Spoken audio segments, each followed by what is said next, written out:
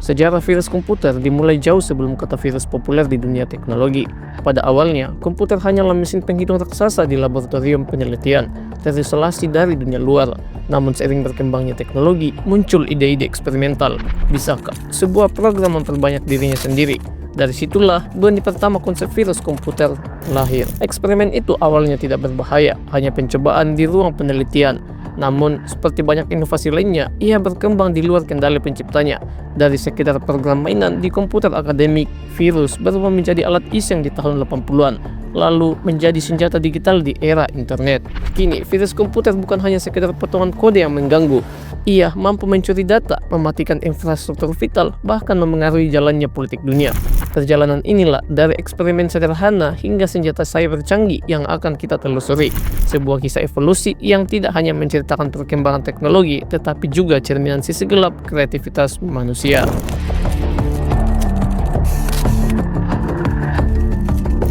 Bayangkan, kita berada di sebuah ruangan besar tahun 1940-an. Lampu redup, udara terasa panas karena mesin komputer di tabung vakum berdegung. Di sudut ruangan, gulungan per tape berputar pelan, menuliskan pola lubang-lubang misterius.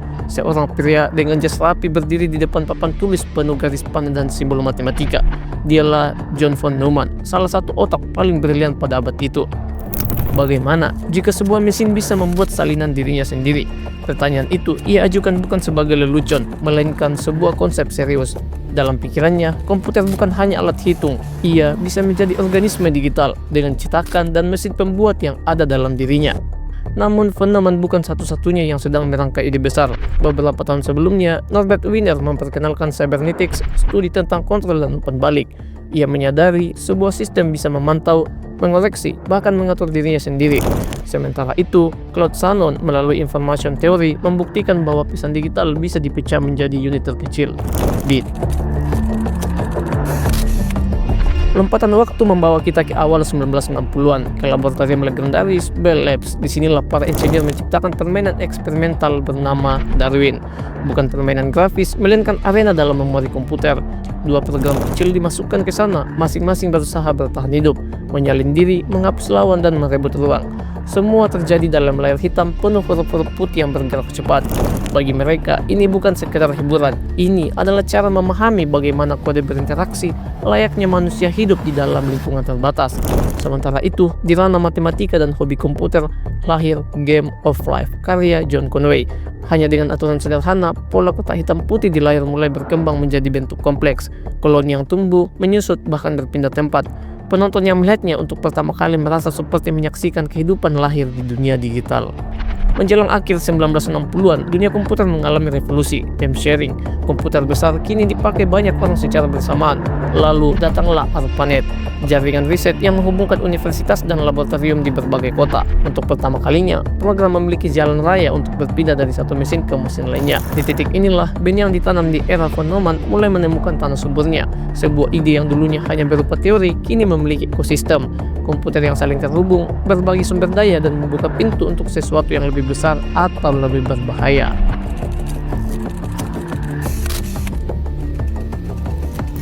Tahun 1971, di sebuah laboratorium riset bernama BBN Technologies, Boston, suasana sibuk memenuhi ruangan. Operator mengetik cepat di terminal, layar-layar hijau menampilkan deretan teks. Di tengah keramaian, seorang insinyur bernama Thomas sedang menguji sebuah ide. Ia tak bermaksud membuat virus, istilah itu bahkan belum dikenal. Yang ia ciptakan adalah eksperimen perangkat lunak. Program itu ia beri nama Creeper, bukan untuk merusak, melainkan untuk membuktikan satu hal. Bisakah sebuah program berpindah dari satu komputer ke komputer lain dalam jaringan ARPANET? Creeper dirancang untuk berjalan di komputer Deep PDP-10 yang menggunakan sistem operasi 10X. Begitu aktif, ia mencari komputer lain di dalam jaringan, menyalin dirinya sendiri, dan menghapus jejak di mesin asal. Setiap kali ia mendarat di komputer baru, ia akan menampilkan pesan singkat, "I'm the Creeper, catch me if you can." Bagi para peneliti, ini sebuah lelucon internal. Program berjalan di jaringan meninggalkan tanda tangan seperti grafiti digital. Tiada file yang rusak, tiada data yang dicuri. Creeper hanyalah penggelana di dunia baru yang bernama jaringan komputer. Namun, kehadiran Creeper membangkitkan kesadaran baru. Jika sebuah program bisa berpindah sendiri, maka suatu hari nanti program dengan niat jahat juga bisa melakukannya. Untuk membuktikan bahwa konsep ini bisa dikontrol, seorang insinyur lain dari BBN, Roy Tomlinson, ya orang yang kenal sebagai pencipta simbol ETH dalam email, membuat program tandingan yaitu Reaper. Reaper adalah pemburu, ia bekerja persis seperti Creeper, tapi dengan satu misi, menemukan Creeper di jaringan yang menghapusnya. Inilah secara tak resmi program antivirus pertama di dunia. Awal 1980-an, komputer pribadi mulai masuk rumah dan kantor. IBM PC dengan layar hijau monokrom menjadi pemandangan umum di ruang kerja. Floppy disk berukuran 5,25 inch adalah raja, alat untuk memindahkan program, menyimpan data, bahkan menginstal sistem operasi. Namun, di balik suara klik floppy drive yang ramah, tersembunyi pintu masuk untuk ancaman baru. Pada tahun 1982 di Amerika Serikat, seorang siswa sekolah menengah atas berusia 15 tahun, Richard Skrenta, iseng membuat program kecil untuk Apple II. Ia menamainya L-Cloner. Virus ini menyebar lewat disket boot dan tidak merusak sistem secara permanen. Namun setelah komputer terinfeksi dan diboot ke-50 kalinya, layar akan menampilkan sebuah puisi konyol. L-Cloner, the program with a personality. Bagi banyak pengguna, ini lucu, hanya lelucon remaja. Tapi L-Cloner diam-diam membuktikan sesuatu.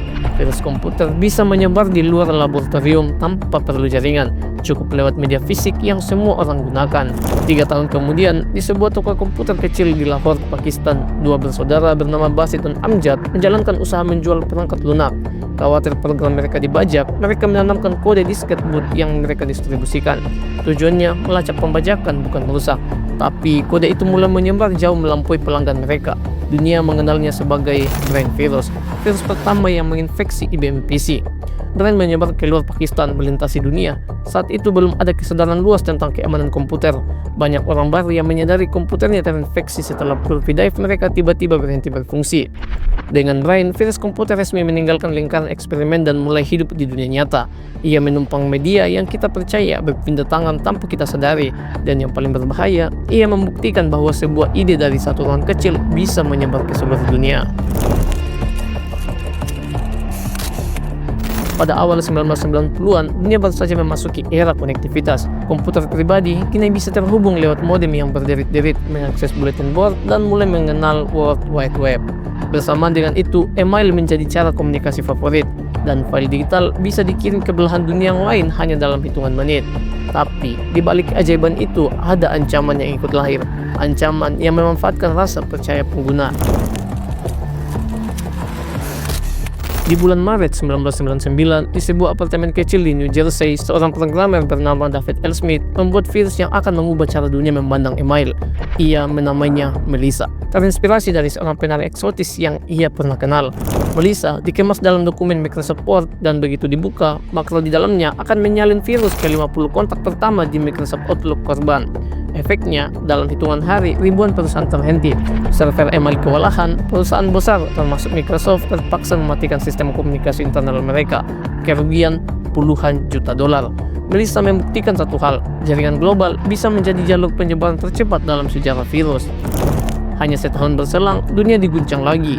Pada Mei 2000 di Filipina, sebuah email tiba di kotak masuk jutaan pengguna dengan subjek I love you dan lampirannya bernama Love Letter for You. Siapa yang tidak penasaran? Satu klik saja dan skrip visual basic di dalamnya mulai bekerja. Menyimpan file gambar, mencuri kata sandi, lalu mengirim salinan dirinya ke seluruh kontak korban. Dalam beberapa hari, lebih dari 45 juta komputer terinfeksi. Kerugian global diperkirakan mencapai 10 miliar dolar. Nama pembuatnya Onel de Guzman, mahasiswa yang mengaku hanya ingin internet gratis hingga menjadi kontroversi. Tapi dunia tak lagi memandang virus komputer sebagai sekedar gangguan teknis. Ini kini adalah bencana global. Pada awal tahun 2000-an, internet sudah menjadi darah kehidupan dunia modern. Bank, bisnis, bahkan pemerintahan mulai mengandalkan sistem online untuk mengelola data dan uang. Tapi di balik layar, penjahat dunia maya menemukan tambang emas yang belum pernah ada sebelumnya. Di forum bawah tanah lahirlah Zeus, trojan yang didesain untuk mencuri data login perbankan. Zeus bekerja diam-diam menyusup ke komputer korban melalui email phishing atau situs web yang disusupi. Begitu terpasang, ia memantau semua yang diketik korban, termasuk username, password, dan PIN.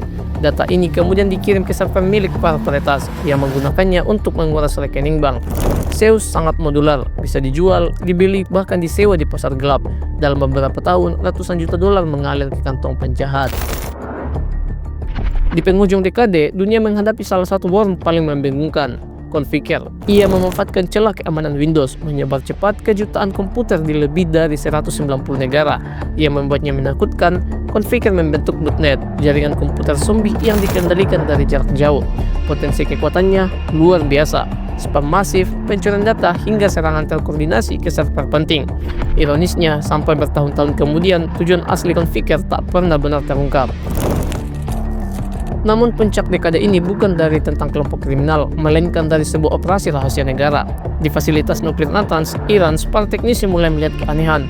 Sentrifugal gas uranon rusak tanpa sebab yang jelas. Penyelidikan mengungkap sebuah malware yang sangat canggih. Stuxnet tidak seperti virus biasa. Stuxnet dirancang untuk menyerang sistem industri yang mengontrol mesin fisik. Ia merusak peralatan sambil menampilkan data palsu di monitor teknisi sehingga kerusakan tak langsung terdeteksi. Banyak analisis yang percaya Stuxnet adalah proyek gabungan intelijen Amerika Serikat dan Israel, senjata cyber pertama di dunia yang secara nyata menghancurkan infrastruktur fisik.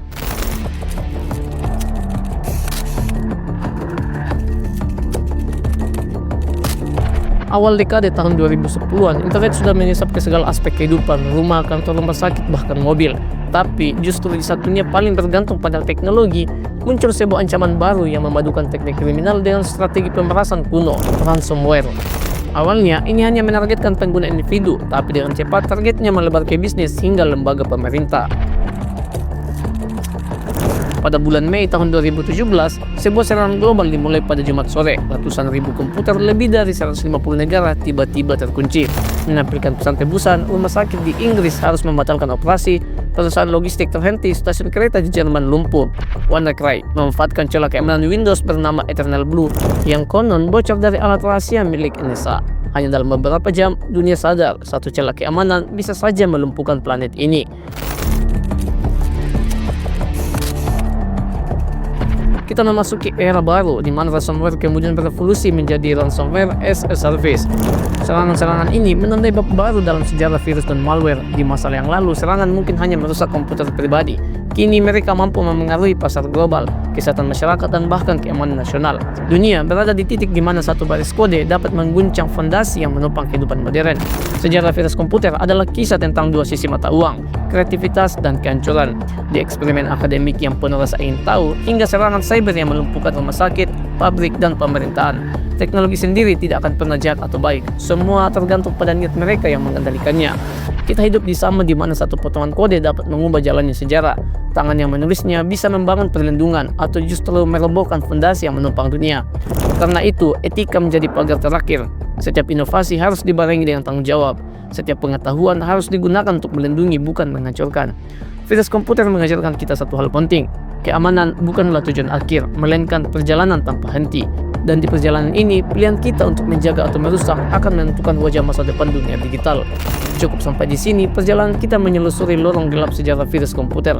Dari baris kode sederhana hingga menjadi senjata cyber yang mengguncang dunia, kita telah melihat semuanya. Namun, ini baru satu bab dari kisah besar dunia teknologi. Masih ada banyak rahasia, inovasi, dan misteri lain yang menunggu kita ungkap. Di video berikutnya, kita akan beranjak dari dunia virus menuju sebuah teknologi lain yang tak kalah menggetarkan. Sesuatu yang bisa mengubah cara kita melihat, bekerja, bahkan berpikir. Tunggu dan bersiaplah, karena perjalanan kita baru saja dimulai.